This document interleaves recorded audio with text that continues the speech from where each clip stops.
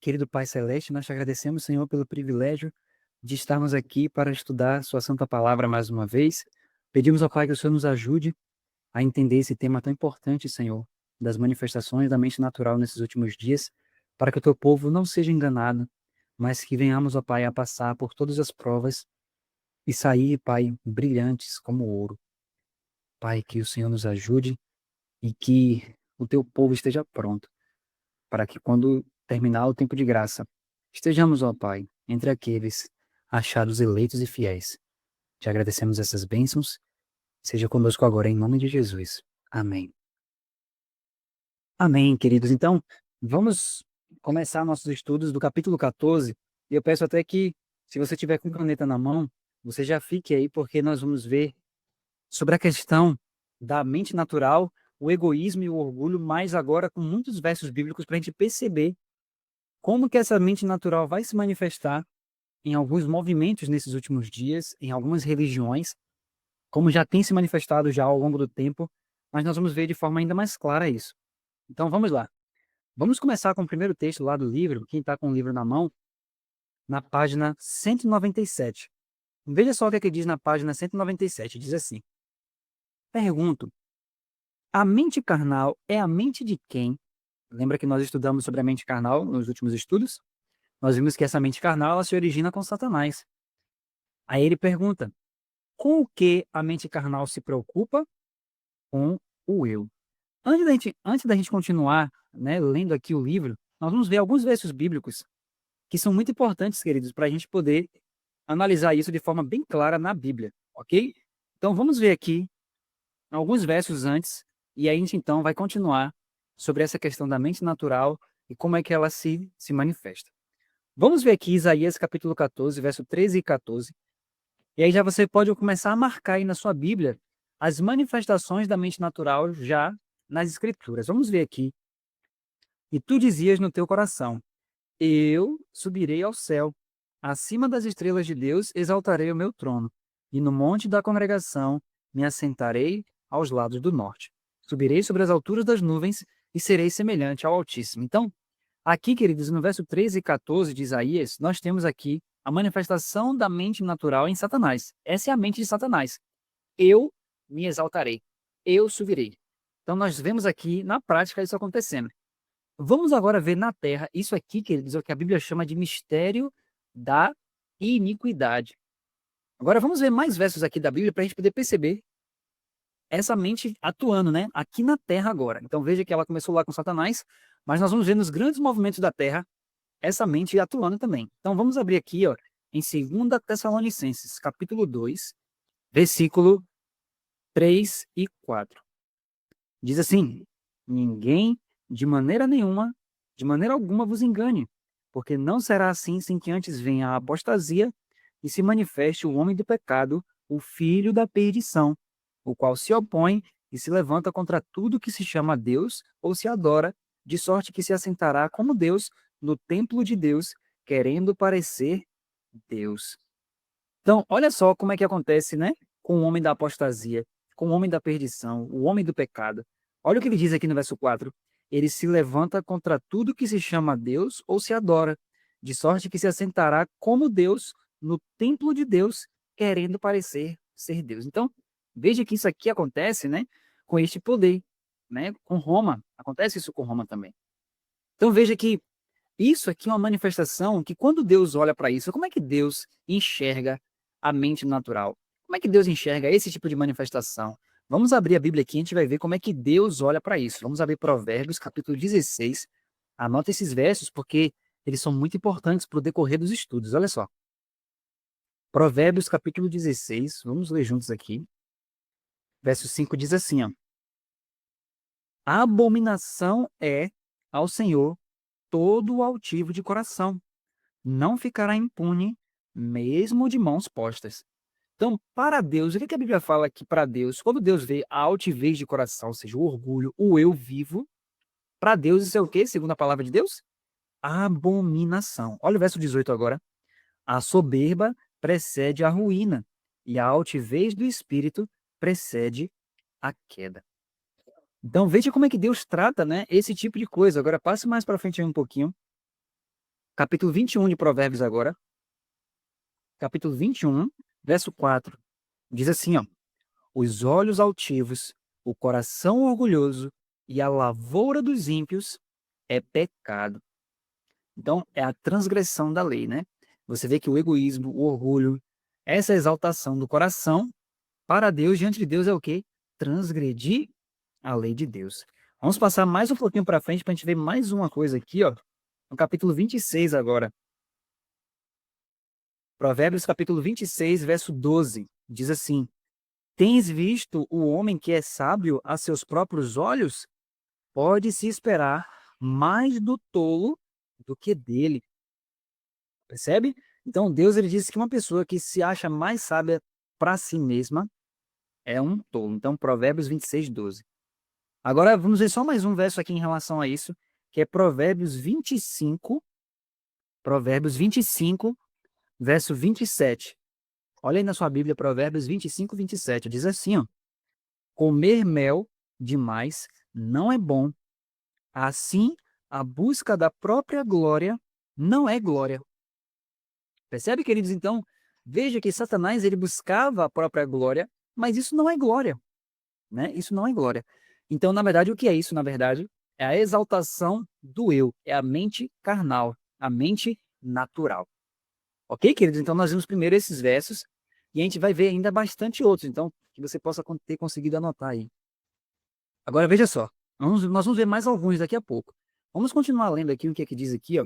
Ele diz, então, a mente carnal é a mente de quem? De Satanás. Com que a mente carnal se preocupa? Com o eu. Em Satanás, essa mente se concentra no eu. Em nós, ela se concentra no eu. Vimos que no paganismo, o paganismo nu e cru, declarado e ousado, essa mente fez com que o homem se colocasse no lugar de Deus, pensasse ser igual a Deus e o que se manifestou no conceito da imortalidade da alma. Então, a imortalidade da alma é uma manifestação da mente natural. Por que isso? Nós vamos ver bastante textos ainda para você ver biblicamente por que a imortalidade da alma é apenas uma manifestação da mente natural. Percebe? Mas de início você já começa a perceber que a imortalidade da alma é uma manifestação da mente carnal. Por quê? Porque a Bíblia diz que só Deus, só Ele tem a imortalidade. Então o homem se coloca numa condição em que, por mais que ele perca o corpo físico, ele vive por si só eternamente. A sua alma, né? A sua alma, então, vive eternamente. Isso não existe. Porque a Bíblia diz que só Deus ele tem imortalidade. Então veja só.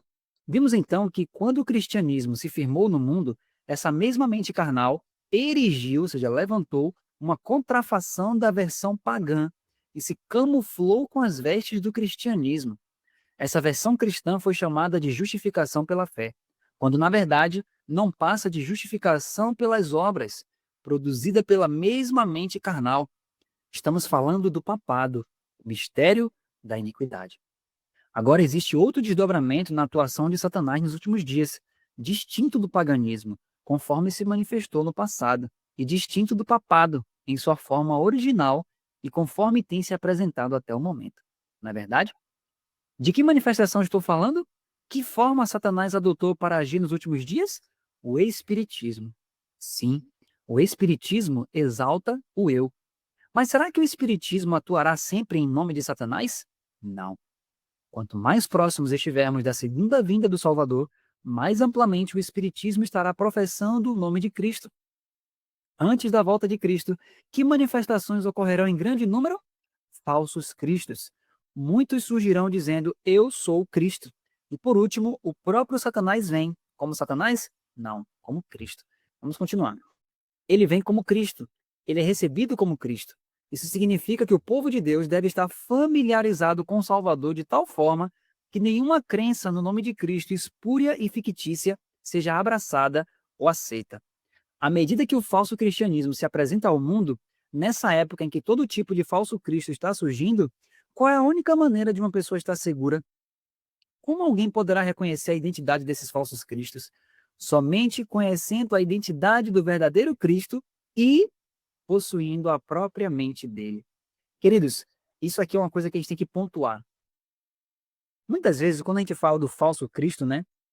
A gente pode olhar e dizer assim: eu, como adventista, jamais vou aceitar o falso Cristo. De jeito nenhum. Eu já sei que ele não vai poder ressuscitar pessoas. Eu já sei que ele não vai poder, né, imitar a volta de Jesus. Jesus vem com poder e grande glória. Jesus não vai tocar na terra. Então, eu, como adventista, não vou ser enganado. A gente pode pensar assim, né? Então, a gente pensa que Satanás ele vai fazer de uma forma que vai ser um alarde para o adventista. O adventista vai olhar, vai dizer: eita, não, não, não, não, isso aí tá errado. Mas, queridos, o Espírito de Profecia fala que a contrafação vai ser praticamente o quê? Perfeita. Ela chega a dizer que nesse período nós não poderemos confiar no que nós vemos, no que nós ouvimos, nem no que sentimos, porque vai mexer com o sentimento das pessoas.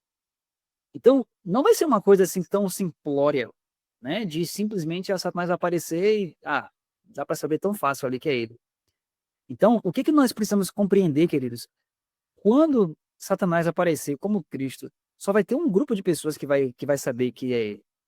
Só vai ter um grupo, e esse grupo é o grupo que conhece o verdadeiro Cristo. Mas o que é conhecer Jesus Cristo? É só saber que ele veio na Terra? É só crer que ele veio há 2000 anos atrás? Até o diabo crê nisso. Quem é que realmente não vai cair nessa astúcia do diabo? Quem já tem a mente do próprio Cristo. E quem já tiver a mente do próprio Cristo, estiver submisso à palavra, estiver conhecendo a palavra de Deus e a palavra habitando nele, vai perceber verdadeiramente que esse Cristo aí não é o Cristo da Bíblia. Ele vai perceber que essas manifestações não são de Deus. E isso aqui, meus amados, é tão importante a gente entender isso, porque o que, que vai acontecer? Nós estamos estudando a mensagem do terceiro anjo, estamos estudando a mensagem de 88. Ellen White fala que vai haver um grande reavivamento. Ela diz que vai haver milagres, vai haver curas, vai haver tudo isso no alto clamor. Só que Satanás, o que, que ele vai fazer? Pelo fato de estar acontecendo algo genuíno, o povo de Deus está curando, eles estão impondo as mãos sobre as pessoas, eles estão orando pelas pessoas, está havendo milagres realmente. A mensagem está trazendo grande poder. O que, que Satanás faz? Ele aí opera de maneira muito maior para fazer um reavivamento em outras religiões, e aí essas curas falsas vão acontecer também ao mesmo tempo, para quê? Para que as próprias pessoas que fazem parte do povo de Deus olhem para os seus próprios irmãos e digam: isso aqui é do diabo. Entende, queridos? Para suscitar a divisão entre o povo de Deus. Então, como é que você vai saber de fato quando os milagres estiverem acontecendo, for de Deus ou for do diabo? Só se você tiver a mente de Cristo. Se você ainda tem uma mente que é contenciosa, que contende por tudo, que fala mal dos outros, que é maledicente, que é orgulhoso, que é egoísta, você pode saber que você não vai, de forma alguma, reconhecer a operação do Espírito Santo. Ellen White diz que quando a operação do Espírito Santo genuína, né, for vista na igreja, ela diz que muitos vão olhar e vão dizer: isso não é o Espírito Santo, porque se fosse o Espírito Santo, nós que estamos na obra há tantos anos saberíamos o que é isso? Orgulho. Não, eu sou muito conhecedor, eu sei demais dessas coisas, eu já estudei muito sobre isso. Como é que eu, uma pessoa tão estudada, uma pessoa igual a Judas, né? Judas pensava assim. Judas pensava que, como ele era muito estudado, né? O que que ele poderia fazer? Ele era melhor do que os outros. Então ele não queria que nada saísse do crivo dele, ele queria pegar a obra de Jesus e que a obra fosse da forma como ele achava que deveria seguir. Entende, queridos? Então, qual é a única forma da gente conhecer e entender as manifestações do Senhor nos últimos dias? Se nós tivermos a mente de Cristo. Fora isso, nós não vamos compreender e nós vamos combater a obra do Senhor e também nós não vamos compreender quando realmente Satanás se manifestar. Então, a única forma de conhecer todo o engano nesses últimos dias é ficar olhando engano por engano? Não. É ter a mente de Cristo.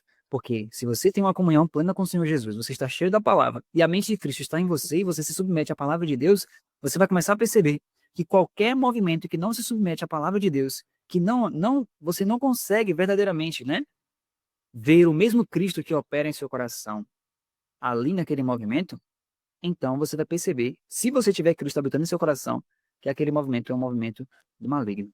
Então veja, não existe outra forma. Qual é a única forma? Se você e eu possuirmos a própria mente de Cristo. Entende, queridos? Então veja que os fariseus às vezes chegavam para Jesus e eles vinham revestidos de santidade. Bom mestre. Eles falavam assim com Jesus: mestre, uma pergunta, mestre. Aconteceu isso, isso, isso, mestre. O que que você diz?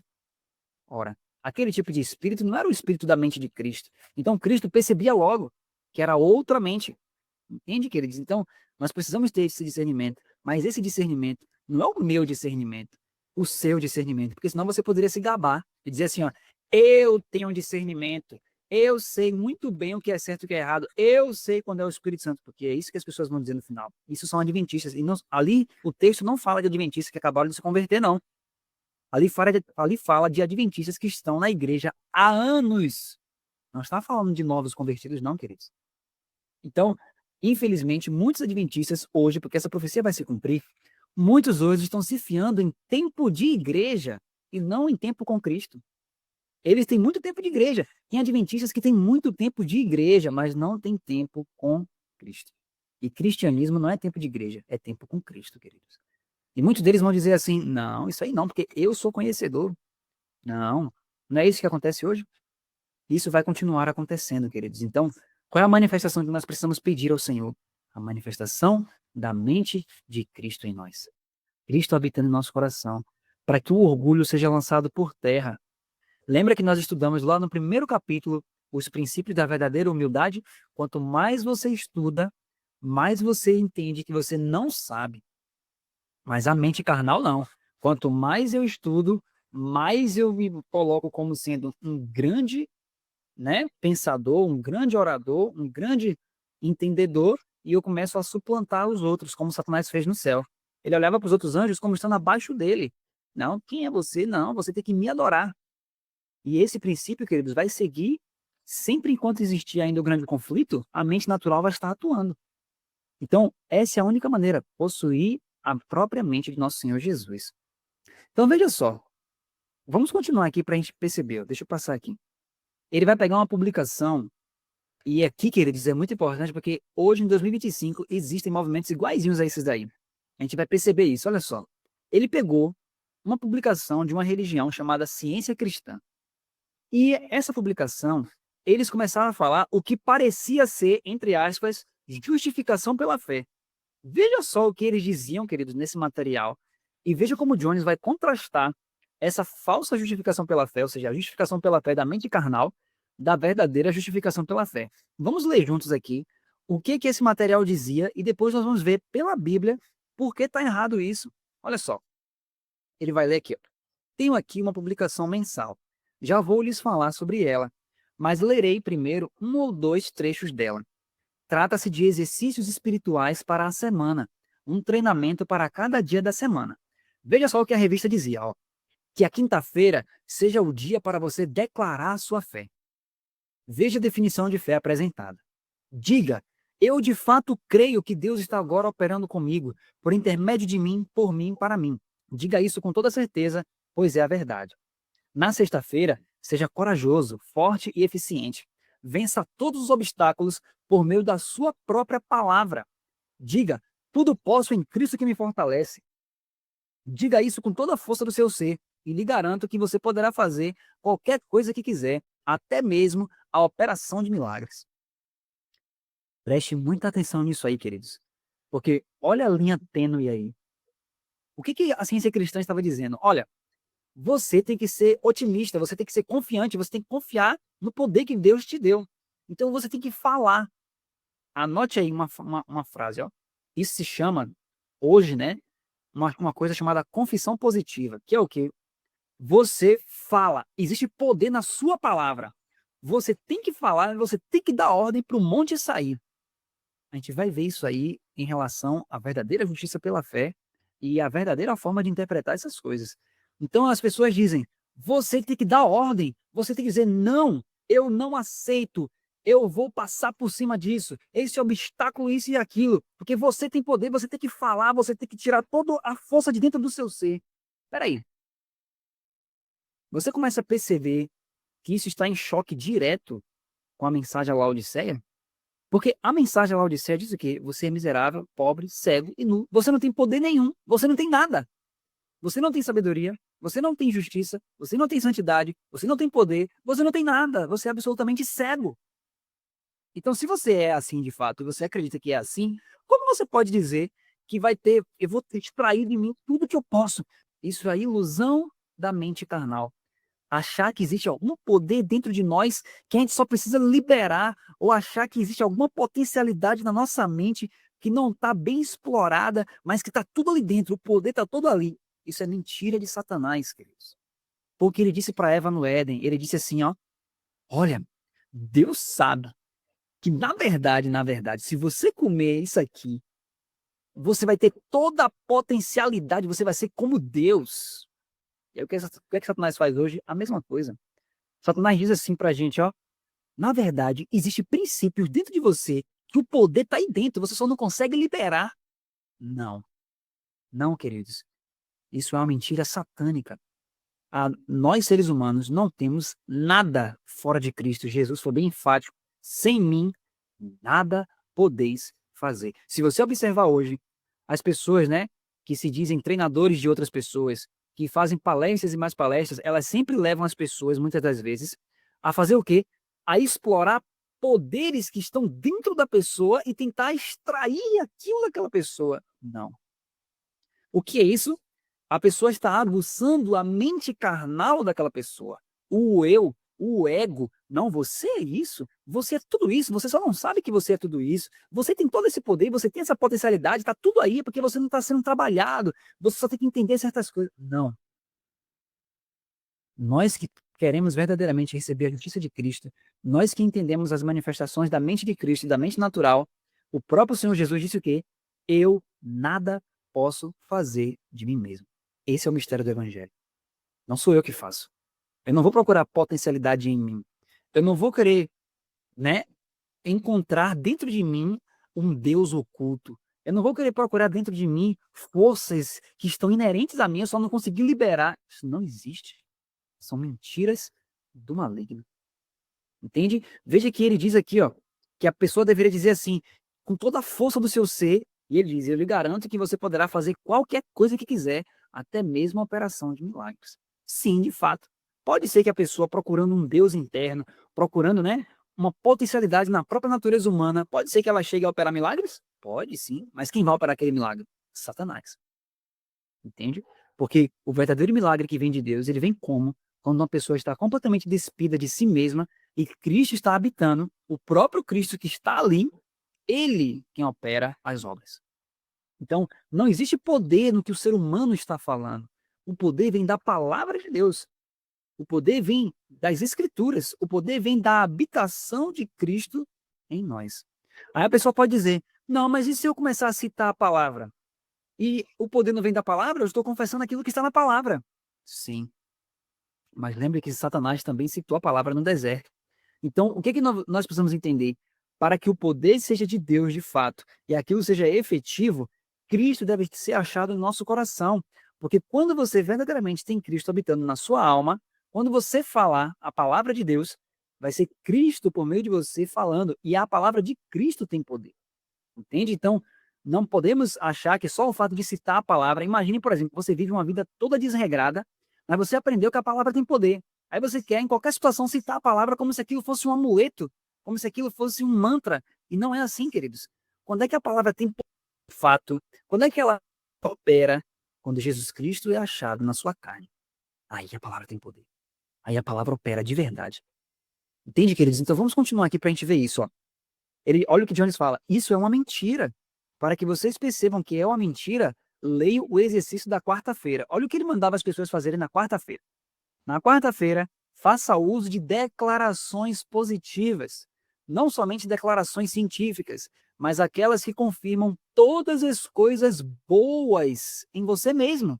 Isso é uma pregação que agrada muito na nossa carne. Olha, você tem coisas boas. Não, Deus sabe que você é bom. Seu coração é bom. Olha como você gosta de ajudar as pessoas. Olha como você é bom. Olha como você é diferente dos outros. Você não xinga. Você não fala isso. Você é diferente. Você come melhor. Você bebe melhor. Você ora melhor. Você isso e aquilo. Então, Satanás ele enche o seu coração dessas coisas. Coisas boas. Traga aquilo que é bom em você. Não, queridos. Nós vamos ver isso biblicamente. Então, Satanás ele vai tentar fazer com que a pessoa que está procurando a santificação, ela se volte para ela mesma e comece a olhar, olha quantas coisas boas, né, eu tenho feito. Não. Então, veja só. Continua a leitura.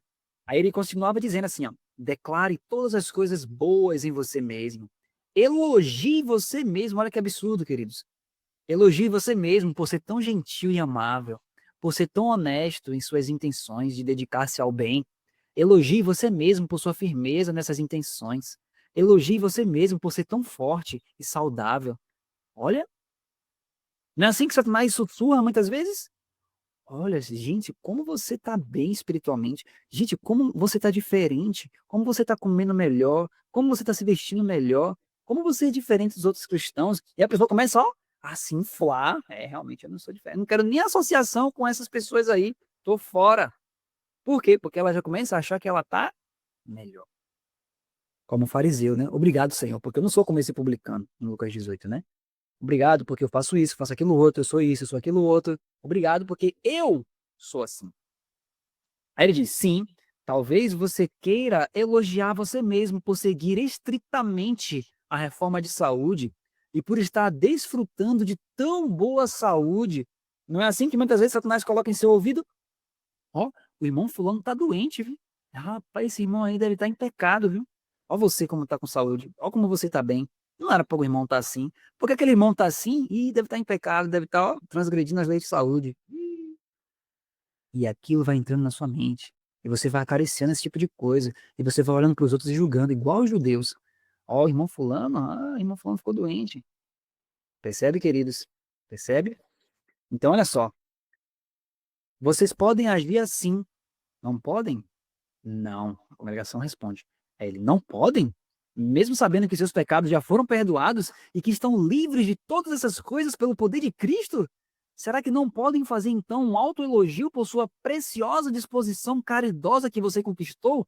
Não, Senhor. Querido, isso aqui é urgente a gente compreender isso. Mesmo você sendo cristão, mesmo você sendo já de Cristo, mesmo Cristo tendo te limpado dessas coisas, nunca você pode olhar e dizer: olha só, antes eu era tão mal, mas hoje eu tenho uma disposição para ajudar as pessoas. Hoje eu faço isso, tenho essas obras aqui, obras piedosas, obras de caridade. Você não pode levar as pessoas a olhar para você. Você não pode querer se autopromover, porque essa é a mente carnal, queridos. Nós podemos querer hoje mostrar santidade. Eu posso hoje querer mostrar, né, para as pessoas um modelo ideal de uma coisa que não é verdade. Entende? Nós temos hoje uma mensagem de família, nós temos uma mensagem de saúde, mas muitas vezes eu posso querer mostrar a família de uma forma que não é de fato aquilo. Ou eu quero mostrar muitas vezes uma vivência de saúde que não é de fato aquilo. Por quê? Porque o seu eu está misturado com a mensagem que você conhece, porque você está achando que pelo fato de você ser cristão, você pode se orgulhar daquilo que Cristo fez em você. Não. Você deve se orgulhar do Cristo que está operando. Então, aquele que se gloria, glorie-se onde? No Senhor, no que Ele opera, em quem Ele é, e não no que você está se tornando. Porque essa é a tendência natural da nossa mente. A gente começa a olhar para nós mesmos e a gente começa a fazer comparações. Lá no passado eu era isso, rapaz, hoje eu estou diferente.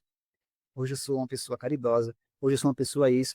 E aí o seu coração natural vai lhe enganando, porque você pensa que, na verdade, isso é, de fato, se gloriar no Senhor, quando não é. Quando não é. Entende, queridos? Por isso que a Bíblia fala, coração, ele é extremamente perverso. Então, nós precisamos sempre, sempre, sempre, toda a glória ao Cordeiro. Não a nós, Senhor. Não a nós, mas ao teu nome da glória. Entende, queridos? Então, quando nós olhamos assim, dessa forma, nós começamos a perceber que Satanás, ele não precisa, né, fazer grandes aparições para enganar o ser humano. Ele simplesmente só precisa fazer com que você olhe para você mesmo, e aí já está suficiente. Porque se você fizer isso, você vai estar alimentando uma mente carnal. E quando Satanás aparecer, a sua mente vai estar conectada com a dele. Então você, por mais que você saiba da teoria, quando ele aparecer, a mente dele e a sua vão ser uma só, então você não vai ter dificuldade de aceitar os ensinos de Satanás. Então a guerra, querido, está na mente.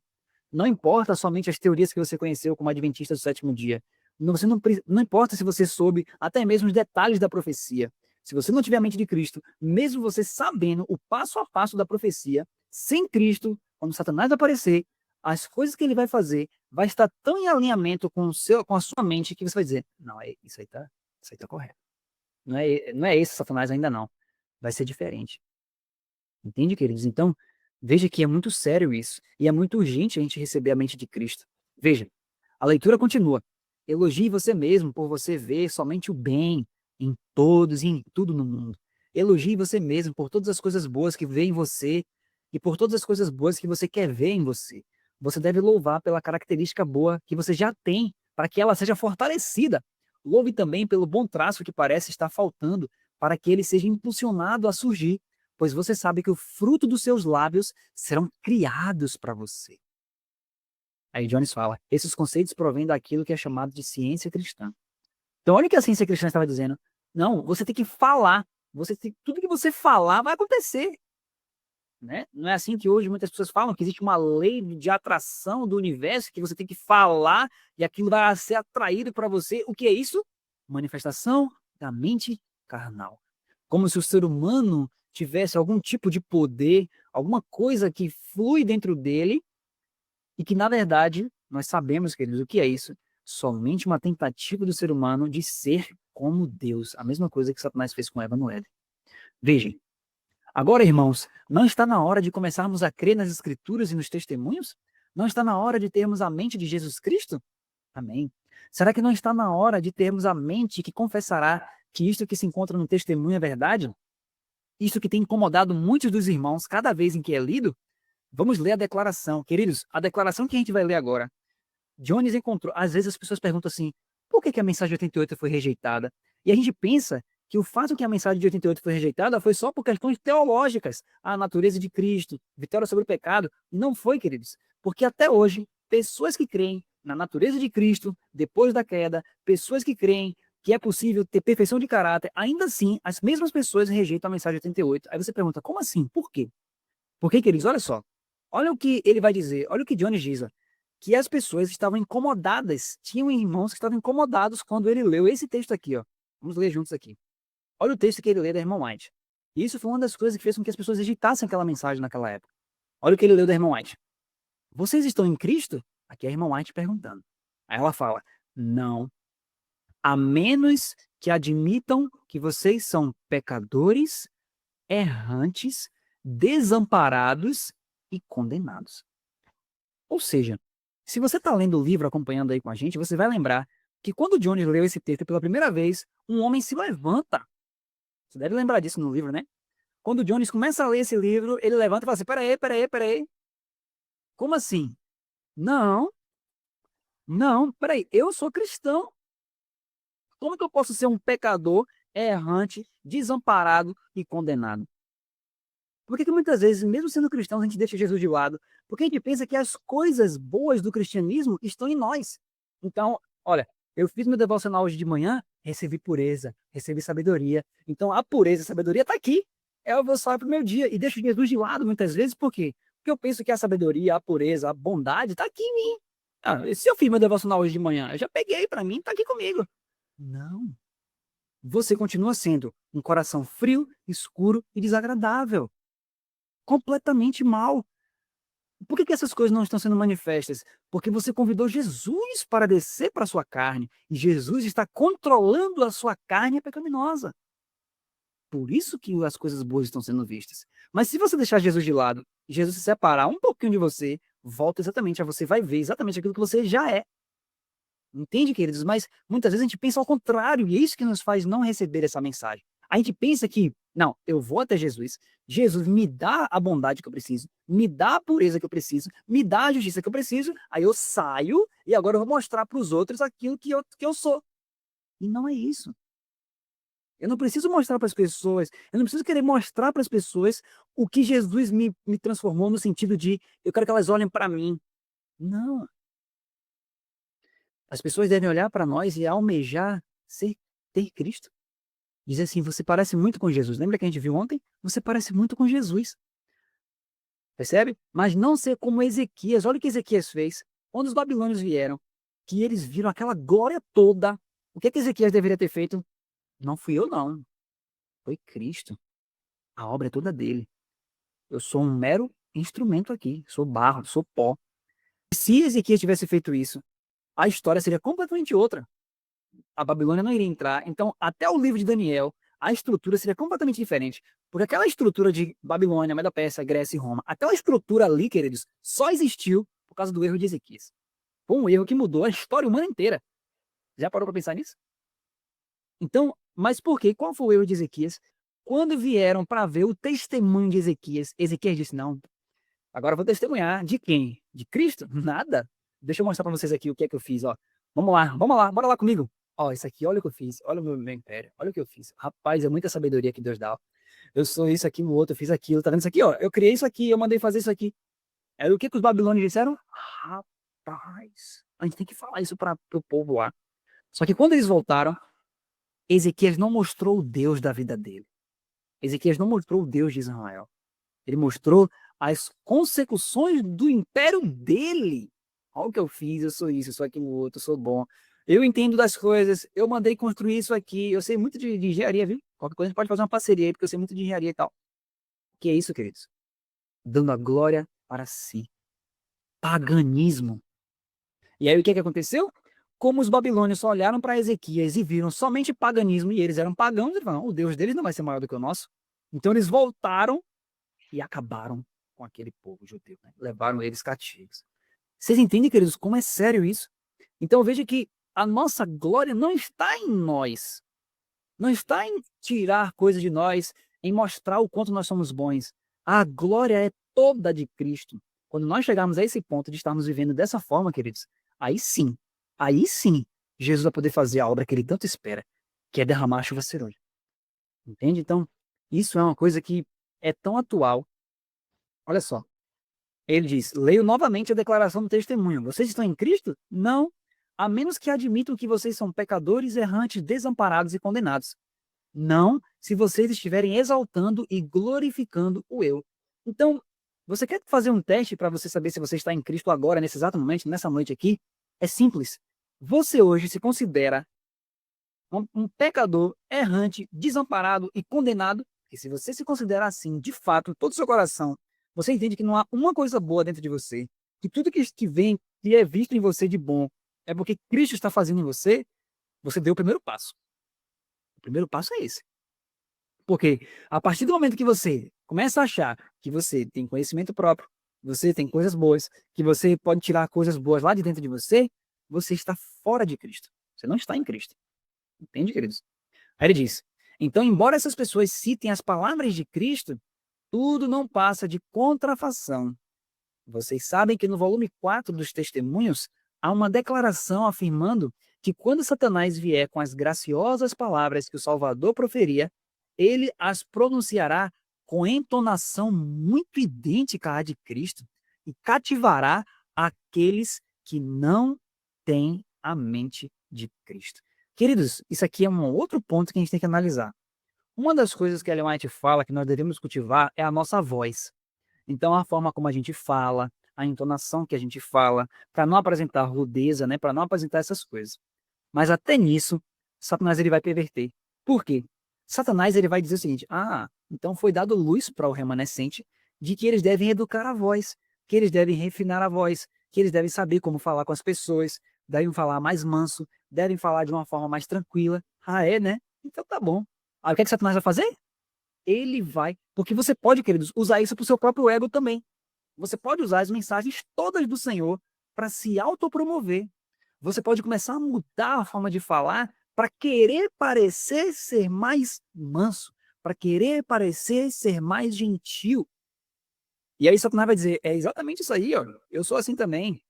E aí quando Satanás aparecer, que ele falar de uma forma dele, você acha que Satanás vai aparecer com chifre e rabo? Não, ele não vai fazer isso. Ele vai aparecer como, queridos? Bem vestido, falando manso, de forma bonita, tranquila, com compaixão na voz. E aí o que vai acontecer? As multidões não estão acostumadas a isso.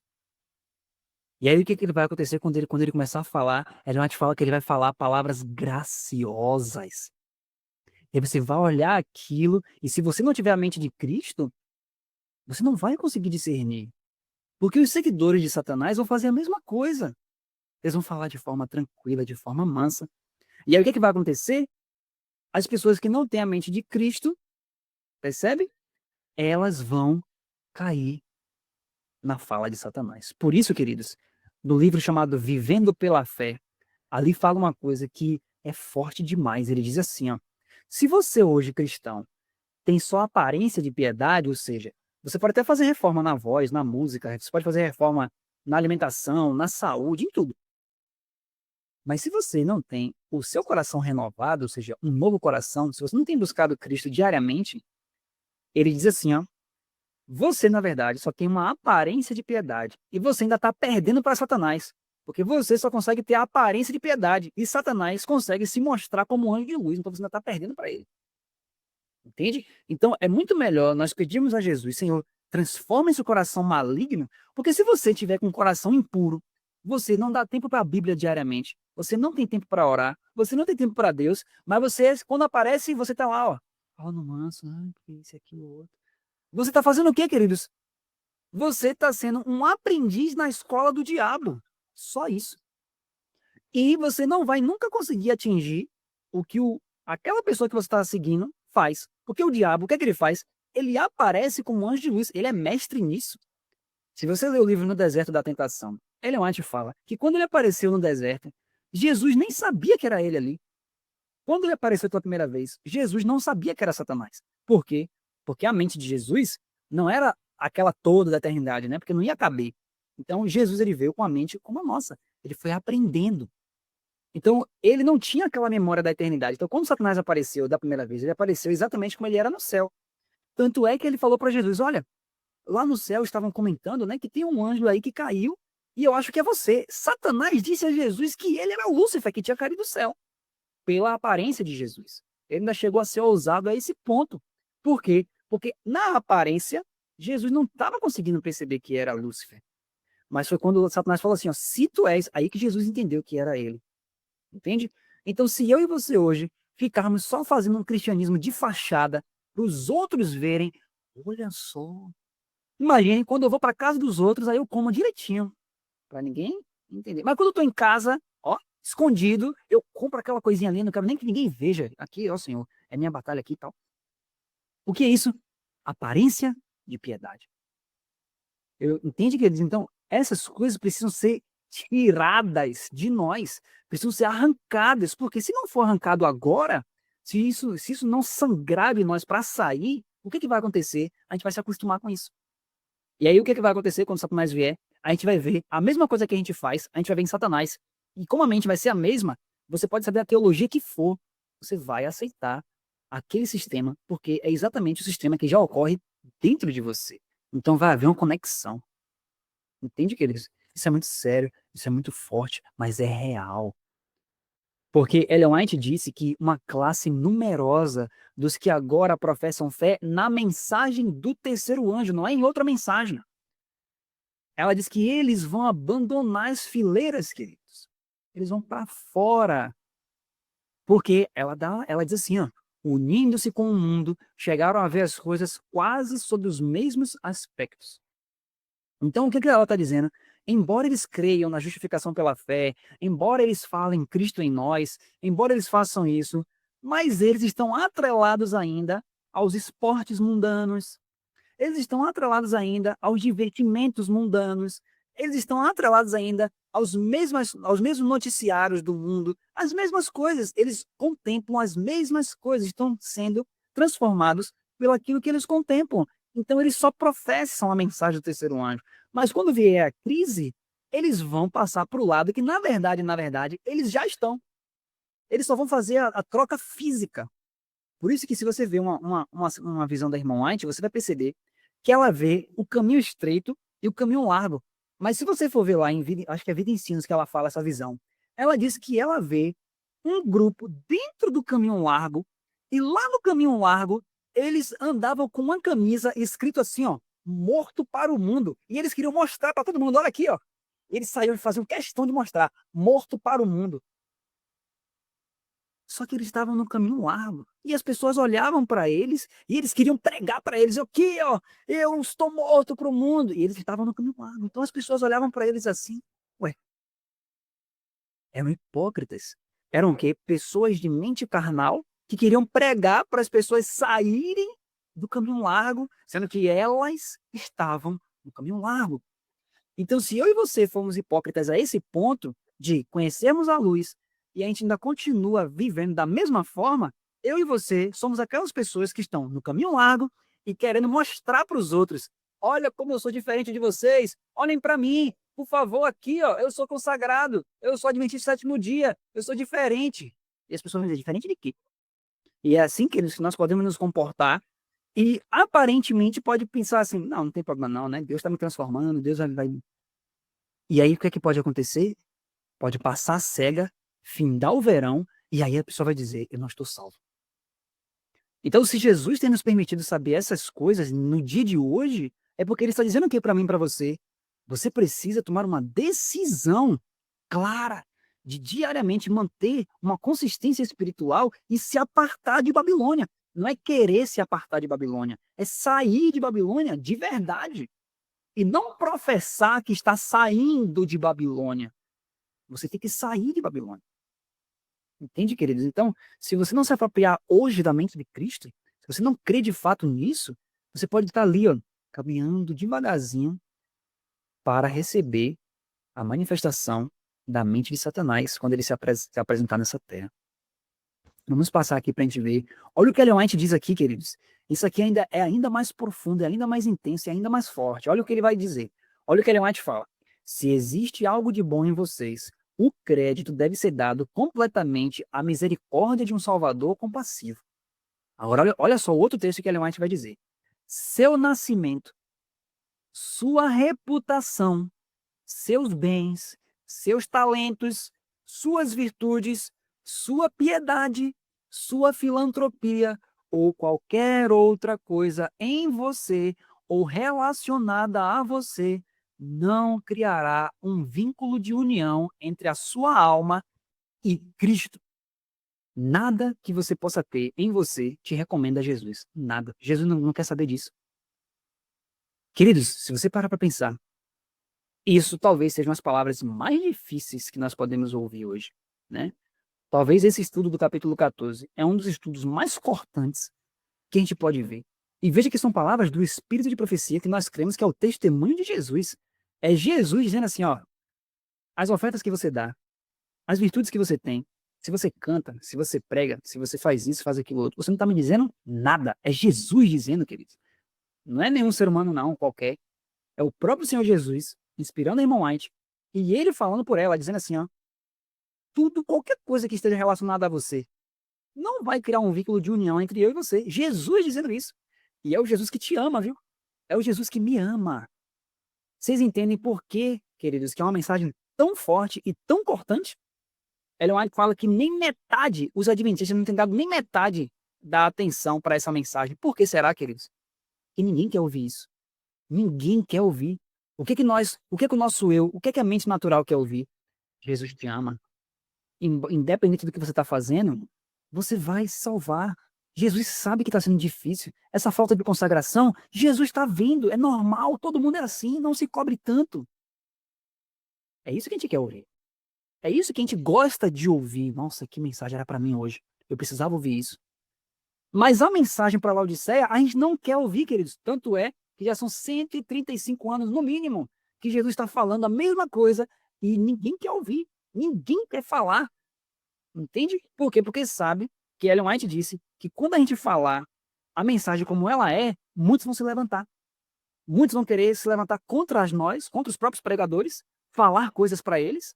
Percebe? Então, as pessoas não querem nem ouvir e aqueles que já ouviram não querem falar. Por quê? Porque nós corremos dois riscos. O primeiro risco é de nós, de fato, estarmos vivendo como Laodiceia, estarmos vivendo a situação de Laodiceia e querer tirar as pessoas da condição de Laodiceia. E isso aí não vai gerar efeito.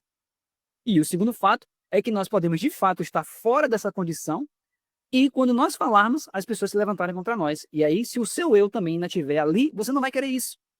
Entende? Ninguém quer isso. E é por isso que quando você olha para a história da igreja adventista, já se vão, né, desde aquela época até hoje, Jesus está esperando esse povo ficar pronto. Por quê? Porque a mensagem que prepara eu e você, ela é uma mensagem dura. É uma mensagem que corta. É uma mensagem que não permite que você continue na mesma mornidão espiritual e que vai dizer no final, não, no final, dá no mesmo. Dá no mesmo. E não é, querido, não dá no mesmo. Se você for uma pessoa que tem falta de consagração, que é mundana, você não vai fazer parte daqueles que vão proclamar o autoclamor. Jesus já disse isso. O fato de você ter nascido na igreja, de você ter uma reputação na igreja, de você ajudar com seus bens, está tudo escrito ali, ó, seus talentos, virtudes, piedade, filantropia, nada. Você percebe então que agora que Jesus está lhe falando isso, dizendo, meu filho, não tem nada aí, nada. Tudo isso que você fez para mim não vale nada em relação à minha união com você. Aí você pergunta, Senhor, então o que que vale, Senhor? Gálatas 5, verso 6, o que que vale? A fé que opera por amor. Então é isso que vale para Jesus. O que vale para Jesus é quando você olha para a palavra, quando você come a palavra, quando você tem comunhão com ele por meio da sua palavra, por meio da oração, e você se submete a esta palavra, isso tem valor para Jesus. Aí Jesus diz, sim, é isso que eu quero, é isso que eu espero. Eu vim fazer isso, eu vim cear com você. Eu não quero saber das coisas boas que você faz, eu quero que você abra a porta, entende? Jesus poderia ficar assim, ó, ou de casa, Jesus poderia bater e dizer assim, fala para mim as coisas boas que você faz. Jesus não disse isso, ele disse, abra a porta, ouça minha voz, abra a porta que eu vou entrar e vou cear com você. É só isso que ele pede. É só isso que ele pede. Ele não diz, abra a porta e me fale suas coisas boas para ver se eu entro ou não. Ele não disse isso, ele não quer saber disso. Jesus quer o seu coração, a sua alma, o seu íntimo, porque ele quer habitar em você. Ele quer que o seu eu esteja fora de jogo para que ele entre. E aí ele vai dizer, agora sim, não vivo mais eu, mas Cristo vive em mim. Você percebe, queridos, que coisa forte, coisa intensa. Olha agora o que Ellen White continua dizendo, ela ainda continua mais importante ainda, queridos, que haja libertação do nosso eu, né? Hoje mesmo ainda, em nome de Jesus. Ela diz, sua ligação com a igreja, o modo como seus irmãos o consideram, não será de proveito algum, a menos que você creia em Cristo. Aí ela diz ainda, não é suficiente crer sobre ele, mas você deve crer em Cristo. O que isso significa? Você deve depender completamente de sua graça salvadora. Então ela diz, não basta crer sobre Cristo, ou seja, não basta crer na Bíblia que aquilo é verdade, que aquilo ali aconteceu, não basta crer nas doutrinas adventistas. Você deve crer em Cristo, que ele é o seu salvador, que você precisa dessa salvação hoje, você precisa de um novo coração hoje, você precisa nascer de novo hoje, entende? E você precisa ser salvo, e a graça dele completa você precisa, porque hoje você está condenado, desamparado, errante, acabado, entende? Essa é a condição nossa hoje. Aí sim você está em Cristo. Por isso que ela disse, se você não se considera assim, se você não buscou Jesus hoje, entendendo que você é assim, você não está nele. Mas, de repente, você pode se agarrar a ele dessa forma. Entende? Que coisa, queridos. Que mensagem é essa, meus amados? Olha só, para a gente fechar, nós estamos no finalzinho. A condição de vida eterna é hoje justamente a mesma que sempre foi. Exatamente a mesma que foi no paraíso antes da queda de nossos primeiros pais. Perfeita obediência à lei de Deus. Perfeita justiça. Se vocês e eu não tivermos isso, nunca teremos vida eterna. Não a podemos ter agora ou em qualquer outro momento. Se vocês e eu não tivermos perfeita obediência à lei de Deus, desde nossa primeira respiração, que continua ininterrupta até esse momento, nessa noite, até o último suspiro que exalarmos, então a vida eterna não nos pertence. Por outro lado, no exato momento em que vocês e eu tivermos perfeita obediência à lei de Deus, a vida eterna certamente é nossa. Aqui, queridos, entra a parte maravilhosa do que Jesus faz hoje, se a pessoa crê. A pessoa que está ali, ansiosa por Jesus, anelando por Jesus, ela não tem justiça para dar, para entrar no céu. Então, o que que ela faz? Quando ela vai até Jesus, que ela confessa seus pecados, que ela entende que ela é uma pecadora errante, desamparada e condenada, e ela se lança a Jesus, Jesus ele imputa a justiça dele. E quando ele acredita essa justiça, quando ele dá essa justiça diante de Deus, você sabe como uma pessoa fica naquele exato momento? Aqui é o Espírito de Profecia, ó.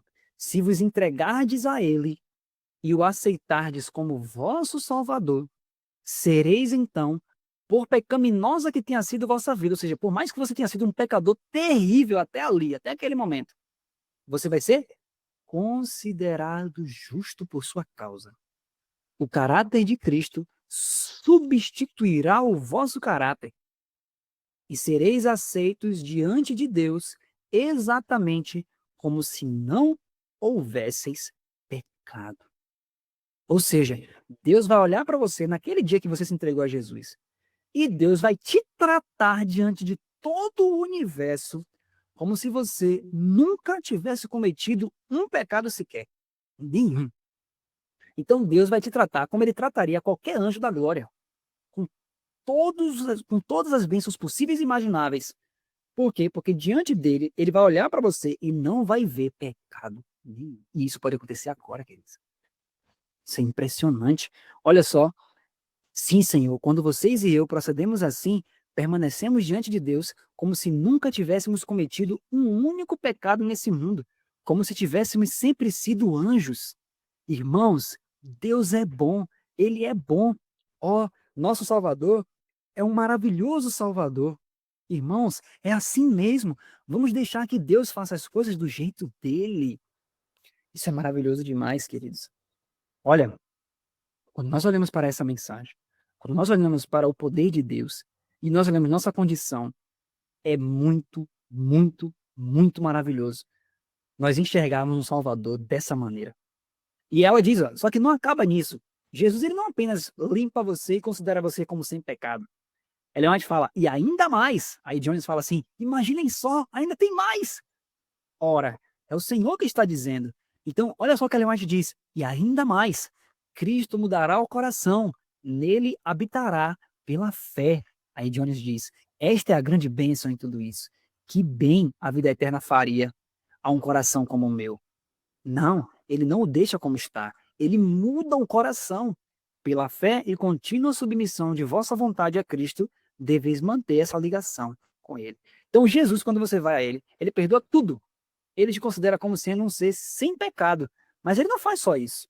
Ele desce, tira esse coração impuro e pecaminoso e coloca o coração dele em nós. Ele desce para habitar em nós. E aí há uma transformação completa, uma nova pessoa. Esse é o mistério do evangelho que vai fazer com que pessoas nessa terra, quando Satanás aparecer em forma de Cristo, que os demônios começaram a fazer tudo que é tipo de coisa, haverá pessoas, queridos, que elas foram ressuscitadas com Cristo. Cristo já vive nelas. O maligno não pode tocar nessas pessoas. Elas não vão ser enganadas. Então, hoje, queridos, muitas pessoas querem evitar andar no erro, falando do erro. Olha, isso aqui está errado. Toma cuidado. Tem que ler esse livro aqui de Satanás. Tem que fazer isso que Satanás, tem que ver o que Satanás faz. Você não precisa olhar para o maligno, queridos. Você precisa olhar para Cristo. Você precisa da mente de Cristo. Você precisa ser ressuscitado. Você consegue entender isso, queridos? Porque no fim do problema, no fim do conflito, o que vai delimitar se você vai para o lado do mal ou não é a quantidade de coisas que você sabe que Satanás faz ou não, mas é a quantidade de coisas que você sabe que Cristo é e que Cristo faz. Porque tudo aquilo que está fora de Cristo você vai entender. Por exemplo, quando uma pessoa quer saber se uma nota é falsa, ela não fica estudando todo tipo de variação possível de notas falsas, ela só precisa saber qual é a nota verdadeira. Porque quando ela olhar para a nota verdadeira, que ela discernir verdadeiramente o que é uma nota verdadeira, pode aparecer 50 milhões de falsas. Ela nunca vai cair na nota falsa, porque ela sabe todos os pormenores da nota verdadeira. Quando você conhece o Cristo verdadeiro e ele habita em você, pode aparecer 50 milhões de Satanás na sua frente, revestido de tudo que é tipo de coisa. Você vai saber, aí não é Cristo. Não é Cristo. Entende? Então, essas manifestações da mente natural que vai acontecer, né? Satanás vai levantar todo tipo de situação possível e inimaginável para enganar, se possível, os eleitos. Mas por que os eleitos não vão ser enganados? Porque eles já têm Cristo habitando neles. Não há como agir de outra forma. Cristo, ontem e hoje, é o mesmo e o será para sempre. O que Jesus foi na carne, quando esteve na terra, ele será aqui, em nossa carne, agora. Vocês entendem, queridos? Satanás levantou todo tipo de artimanha possível e imaginável para fazer Jesus cair, quando Jesus estava aqui há 2000 anos atrás. Jesus caiu? Não. Jesus não caiu. Jesus andou na Galileia, não pecou. Andou em Cafarnaum, não pecou. Jesus viveu em Nazaré, que era um centro de apostasia, não pecou. Aí eu lhe pergunto, se Jesus habitar em sua carne, ele vai pecar? Não vai. Então não é você que vai vencer o pecado. Jesus já venceu. E quando ele descer para habitar em sua carne, você receber ele, ele só vai continuar fazendo algo que ele já faz há mais de 2000 anos em carne pecaminosa. Então a sua parte é receber ele para ele continuar vencendo o pecado, só que agora em você, para você experimentar algo que já existe. A vitória sobre o pecado não é algo que você está ali tateando no escuro para um dia chegar lá. Já é realidade. A vitória sobre o pecado já existe antes de você nascer. Jesus já venceu o pecado antes de você ser chamado à existência. Então hoje a vitória sobre o pecado está nele. Nele. Então quando você tem ele, pela fé, você se agarra a ele, aquilo que ele é, ele vai ser dentro de você. Então quando a Bíblia fala o verbo se fez carne, isso vai ser verdade na sua vida. Porque o verbo que é Cristo se faz carne agora em sua carne. Jesus está ali agora tomando conta de você. Percebe? Então, isso é o que vai fazer com que você olhe para a Bíblia e a Bíblia deixe de ser aquele livro monótono. Deixe de ser aquele livro, queridos, a Bíblia ganha uma vida absurda, porque agora é Jesus Cristo falando com você. Então, o mesmo Jesus que habita em seu coração está aqui na palavra. Percebe? É uma mudança. É por isso que quando essas pessoas saírem para falar, que elas derem um testemunho para as pessoas do mundo, as pessoas vão dizer: o que é isso? O chão vai estremecer, queridos. As pessoas vão sentir o chão estremecendo. Porque as pessoas não estão acostumadas a ouvir a palavra de Deus viva. Porque as pessoas estão acostumadas a ouvir o texto puro, talvez uma teologia fria, mas as pessoas vão enxergar milhares de pessoas que Cristo habita nelas, e é o próprio Cristo falando por meio delas e agindo, e isso vai ser na terra, uma manifestação da glória de Deus como o mundo nunca viu, e a própria criação está esperando isso. E ainda que Satanás levante todo tipo de coisa, elas não vão cair, porque é Cristo que está ali de pé. Satanás já tentou tudo contra Cristo. Por isso que ele fala: aconselho-te que de mim compres ouro provado no fogo. É a minha obediência. Sou eu fazendo. Deixe eu fazer e eu não vou cair para Satanás. Glória a Deus. Que Salvador maravilhoso. A gente não tem palavras, queridos. Mas não temos palavras para descrever tudo isso. Tudo que Cristo é para nós. Não tem como. Não tem como. Então Jesus é muito maravilhoso. Então, veja só, queridos. Para finalizar, vamos terminar com esse texto aqui. Nada temos, pois, em nós mesmos, de que nos possamos orgulhar. Não temos nenhum motivo para exaltação própria. A pessoa que recebe Jesus tal qual ele é, será sempre humilde. A pessoa que recebe Cristo pela fé torna-se humilde. Se ela, porém, não o recebe pela fé, mas o ganha por merecimento, naturalmente ela tem algo de que se vangloriar. Nosso único motivo de esperança está na justiça de Cristo, a nós imputada. E, olha o que Ellen White termina, nosso único motivo de esperança está na justiça de Cristo imputada a nós e naquela produzida por seu Espírito operando em nós e através de nós. Ou seja, Jesus perdoando os nossos pecados e vivendo a vida dele em nós através da palavra. Tem um texto, querido, da irmã White, que ela fala assim: a palavra destrói a natureza carnal. Então, se hoje você está assistindo essa live aqui, ou então já chegou ao ponto de estar no YouTube, se você ainda vê que a sua natureza carnal está aguçada, você ainda deseja coisas do mundo, deseja os prazeres terrenos, o que você precisa? Da palavra. Você precisa ter mais comunhão com a palavra, mais afeto, mais aconchego com a palavra, ler mais, estudar mais, ter mais tempo, porque a própria palavra de Deus é que vai, como espada, matar a sua natureza carnal. Percebe? É ela que vai fazer essa operação.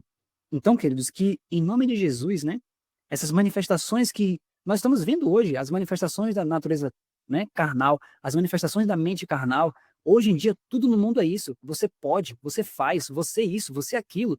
E nós estamos caminhando ao contrário do mundo. Não, nós não podemos. Não, nós não fazemos. Não, mas você não faz o quê? Eu não faço nada. É Cristo que opera. Entende? Então, isso, queridos, é maravilhoso. Agora, essas mensagens, né, e aqui eu quero finalizar falando sobre isso. Essas mensagens, queridos, não são mensagens novas. São mensagens que já estão em nossa igreja há muitos anos. São mensagens que operaram milagres no passado, reavivamentos maravilhosos, mas que não cumpriu sua obra. Mas eu espero, né, nós esperamos que em nome de Jesus, nessa geração, Deus encontre já aqueles que estão dispostos a isso. Aqueles que realmente almejam pregar essa mensagem, viver essa mensagem. Aqueles que estão dispostos a não se levantar contra a mensagem de Laodiceia, mas receber e dizer: Senhor, de fato, Senhor, eu vivi em apostasia todos esses tempos. De fato, Senhor, eu vivi até hoje, sim. Quando a Bíblia diz: "Sê, pois, zeloso e arrepende-te". Aí no livro ele fala, por que Jesus fala "sê"? pois, ele fala depois que ele falou tudo isso. Então, ser, pois, ou seja, agora que você já sabe que eu te apresentei as causas de quem você é, seja, pois, agora, zeloso e se arrependa. Ou seja, Jesus disse, se arrependa porque nem sua virtude, nem seus bens, nada do que você é, seu nascimento, sua reputação, nada disso serviu. Aí você olha então e diz, Senhor, eu pensei que essas coisas eram boas, eu pensei que isso ia contar para mim no reino. Nada disso conta, Jesus disse, nada disso conta, se arrependa. Amém, Senhor. Amém, Senhor. Senhor, eu me arrependo de tudo. Me arrependo de tudo, Senhor. Tudo que eu pensei que eram coisas boas, Senhor, e me recomendava a Ti, eu nada quero, Senhor. Considero tudo como esterco. E agora, Senhor, nada quero a não ser Cristo e a Sua justiça, para ser achado nele. Nada do que eu fiz como adventista, nada do que eu fiz, Senhor, pensando em de alguma forma ganhar o Seu favor. Senhor, eu jogo tudo no pó. E eu quero tão somente Cristo. Eu quero tão somente a justiça de Cristo. Senhor, que de hoje em diante, Senhor, minha vida seja somente um desdobrar da vida de Cristo. Eu não quero nem minha vida própria, Senhor. Eu quero a mente de Cristo. Eu quero a mente de Cristo. Veja que ele diz que Jesus, ele tirou tudo. Ele tirou o seu apego aos seus bens, seu apego à sua própria justiça, seu apego à igreja, seu apego à reputação. Jesus tirou seu apego a tudo e disse: eu não quero nada, nada. Eu quero você, especificamente. Eu quero o seu coração. E aí sim, quando Jesus tira toda essa capa de nós, nós estamos limpos, puros, ele diz: agora sim, você vai receber minha justiça. Entende, queridos? Então, que Jesus possa continuar nos abençoando a estudarmos essa mensagem, não só ser ouvintes, mas pessoas que recebem isso no coração e entenderam que Jesus já poderia ter voltado e que nós estamos em face de uma mensagem que pode trazer Jesus dentro de poucos meses. Se você e eu que estamos aqui realmente aceitarmos essa mensagem, Jesus tem poder para finalizar a obra assim, ó. Ele prometeu, ele só está esperando que eu e você usemos bem nosso livre-arbítrio. Jesus ele não vai influir no seu livre-arbítrio. Ele te deu essa dádiva do livre-arbítrio. Mas ele tem pedido a você, olha, há muitos enganos nesses últimos dias.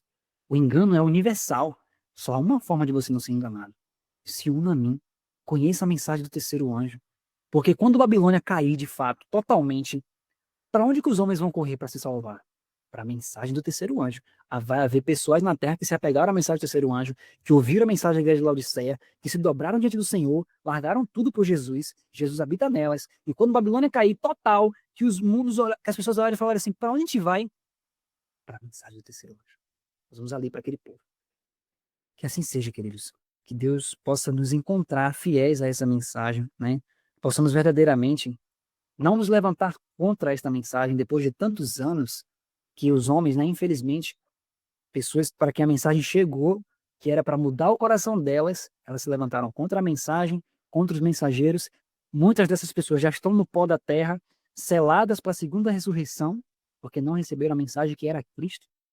E ainda hoje, agora, está em nossas mãos. Eu e você temos agora a decisão do que nós iremos fazer com essa mensagem. Se iremos nos opor a ela, se iremos ser indiferentes a ela, ou se nós iremos amar essa verdade e vamos deixar essa verdade ser uma verdade em nossa vida.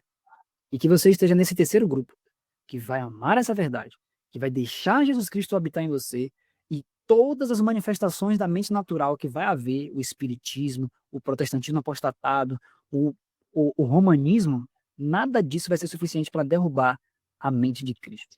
Se certifique que você tem a mente de Cristo, você pode ter isso diariamente. Que assim seja, querido, na minha e na sua vida. Em nome de nosso Senhor Jesus. Amanhã nós estaremos aqui novamente para estudarmos o capítulo 15 desse livro e que Deus nos ajude a continuarmos entendendo, a continuarmos estudando para que Jesus possa voltar logo. Vamos fazer uma oração então para a gente finalizar? Oremos juntos. Querido Pai que está nos céus, muito obrigado, Senhor, porque o Senhor é bom e a sua misericórdia dura para sempre. Queremos, ó Pai, lhe pedir, Senhor, nessa noite, que o Senhor nos ajude, Pai, nos ajude a não olharmos, ó Deus, a mensagem do Senhor como uma questão teórica, como uma boa teologia, Senhor, como algo que precisa ser só entendido teoricamente, mas que o Senhor faça, Senhor, essa mensagem se tornar cada vez mais clara para nós e arder em nosso coração. Ó Senhor, tem muitas coisas que ainda precisamos aprender, mas que cada pessoa que tem se disposto a ouvir essas mensagens durante as noites, que durante o dia, Senhor, elas estejam ali estudando, lendo, se debruçando, Pai, se preparando para o alto clamor. Já estamos no tempo do alto clamor. Que a tua chuva esteja caindo sobre nós. Nós cremos que pelo fato de estarmos aqui estudando essas mensagens que trazem a chuva serôdia, cada pessoa que está ouvindo está recebendo a chuva serôdia. Senhor. E te pedimos que tudo isso esteja fazendo com que o teu reino esteja avançando poderosamente. Estamos cansados de viver uma religiosidade sem poder, sem a presença do próprio Senhor Jesus. Estamos cansados de correr contra o vento, de lutar contra tempestades, de lutar contra a poeira que se levanta. Queremos efetivamente, Senhor, estar pregando esta mensagem com poder e grande glória, porque o Senhor prometeu que há muito poder para a tua igreja para finalizar essa obra. Levanta o teu povo, Senhor. Levanta aqueles que estão anelantes por Jesus. Faz eles compreenderem rápido essa mensagem, Senhor. O tempo vai alto, Pai, à noite. A madrugada está quase terminando. Precisamos dos atalaias, Senhor. Levante vários, em vários lugares. Precisamos disso. Essas bênçãos nós te pedimos e te agradecemos em nome de Jesus. Amém.